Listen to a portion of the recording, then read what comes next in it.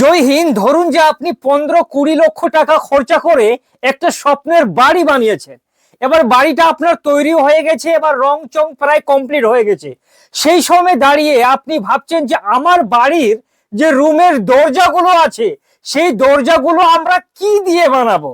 সেই দরজাগুলো যে মার্কেটে বর্তমানে রেডিমেড পাওয়া যাচ্ছে ফ্ল্যাশ ডোর, সেই দরজাগুলো লাগাবো, না আমরা যে বর্তমানে প্যানেল ডোর গুলো আছে যেগুলো আদি যুগ থেকে চলে আসছে সেইগুলো লাগাবো।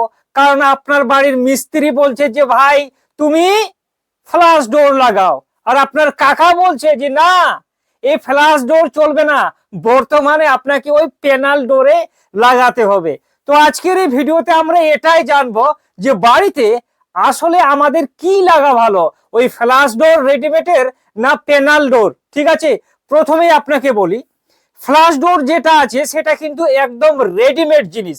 এক কথায় বলতে গেলে ওই যে ছোটবেলা আমরা সিলেট আর পেন্সিল দিয়ে যেভাবে লিখি না, একদম প্লেন, ওটার মধ্যে কোনো নকশা সেরকম কোনো বিট থাকে না। ঠিক আছে, দ্বিতীয়ত যে প্যানেল ডোর গুলো হয় সেগুলো কিন্তু ভালো কাঠ দিয়ে তৈরি করানো হয়, যেমন ধরো যে মেহগনি কাঠ, সেগুন, নিম, এই সমস্ত কাঠ দিয়ে আগে থেকেও এগুলো তৈরি করানো হয়, আর বর্তমানে তৈরি কিন্তু হয়।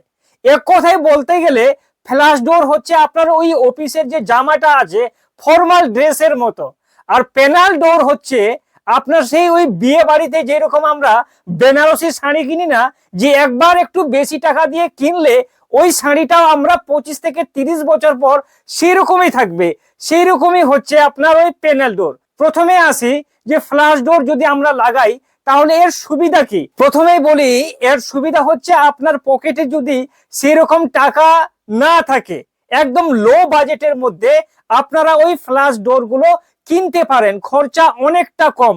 কত টাকা দাম আগে কিন্তু আপনারা বুঝতে পারবেন। ঠিক আছে, আর আপনি যদি ভাবেন যে না আমি একদম একটা প্রফেশনাল ভাবে যেমন এমন একটা দরজা লাগাবো যেন বাড়িতে এসে লোকে বলে যে না দাদা তুমি একটা দরজা লাগিয়েছো।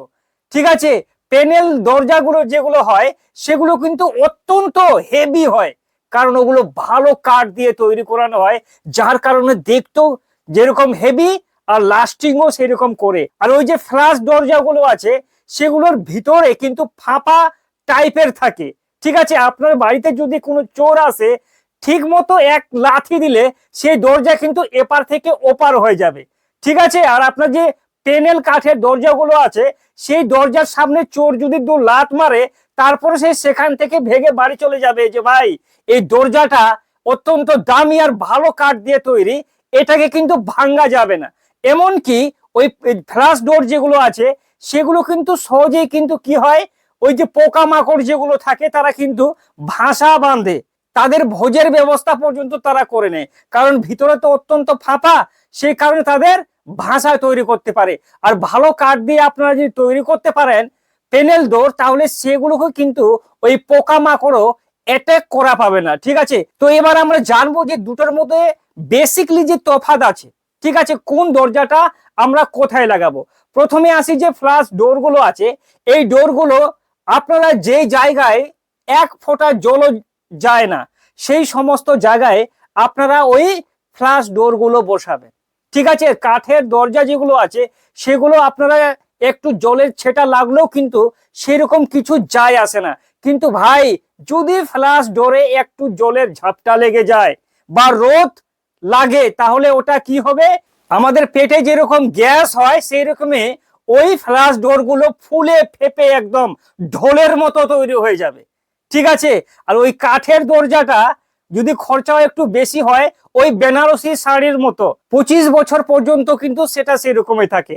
এবার আসি আসল খেলায় যে খরচাটা কার ঠিক কতটা। ঠিক আছে, দেখুন আপনি 15 থেকে 20 লক্ষ টাকা খরচা করে বাড়িটা বানিয়েছেন, এবার ভাবছেন যে আমার কাছে বর্তমানে সেরকম টাকার কিন্তু বাজেট নাই, এবং আপনি যদি ওই কাঠের দরজা বসান আর ওই ফ্ল্যাশ ডোর বসান দুটোর মধ্যেই কিন্তু আপনাকে ওই চৌকাঠ গুলো লাগাতেই হবে। এবার কি হয় যদি ওই রেডিমেডের আপনারা ফ্ল্যাশ ডোর গুলো বসান তাহলে আপনি 4-5 বছর পর ওটাকে কিন্তু চেঞ্জও করতে পারবেন, কারণ আপনার কাছে বর্তমানে টাকা একদম কম আছে। সেই জায়গায় দাঁড়িয়ে 4-5 হাজার টাকা খরচা করলে আপনি একটা ওই সুপারস্টারের মতো ফ্লাশ ডোর কিন্তু বসাতে পারবেন। আর আপনার কাছে যদি টাকার কোনো ইস্যু নাই, যে আমি আম্বানি টাম্বানি লোকের মতো একজন মানুষ, আমার কাছে টাকার সেরকম কোনো অভাব নাই, তাহলে আপনাকে বলবো যে আপনি ওই ফ্ল্যাশ ডোর গুলো ভুল করেও লাগাবেন না। ফ্ল্যাশ ডোর গুলো কিন্তু দেখতে অনেকটা চকচকা যদিও হয়, কিন্তু ভিতরটা ওর ফাঁপা থাকে ভাই। ঠিক আছে, ওই যে কোথায় আছে না, যে জিনিসটা বেশি সুন্দর দেখতে চকচকা, তার ভিতরটা কিন্তু অতটাই ফাঁকা হয়ে থাকে। এই জন্যই বলি যে প্যানেল দরজা আছে, কাঠের দরজাগুলো চেষ্টা করবেন যে ভালো করে, যেমন সেগুন কাঠ বললাম, নিম কাঠ, এই সমস্ত কাঠ দিয়ে যদি আপনারা ওই দরজাগুলো বানান তাহলে অনেক দিন পর্যন্ত লাস্টিং করবে। খরচের কোথায় আসি, একটা দরজা ধরুন যে নর্মালি যদি আপনারা ওই কাঠ দিয়ে বানান প্যানেল দরজাগুলো, তাহলে প্রায় আপনার 14 থেকে 15 হাজার টাকা পর্যন্ত একটা দরজায় কিন্তু ভাই খরচা হবে। বেশি খরচাটাও হতে পারে, কারণ আপনি একবার লাগালে আপনার ওই লাইফটাকে গুজরিয়ে দেবে। দ্বিতীয় অপশন, যদি আপনারা ওই ফ্ল্যাশ ডোর গুলো লাগান, যেগুলোর ক্যাটালগ দেখতে পাবেন একদম ওই যে সিলেট পেন্সিলের মতো বললাম, ওগুলোর খরচা প্রায় একটা 7 ফিট বাই 3 ফিটের যদি দরজা নেন, তাহলে ফিটিং টিটিং করে 5,000 টাকার মধ্যে, 4 থেকে 5,000 টাকার মধ্যে আপনি একটা ভালো দরজা কিন্তু কোয়ালিটির পেয়ে যাবেন। তো আজকের ভিডিওটা এতটাই।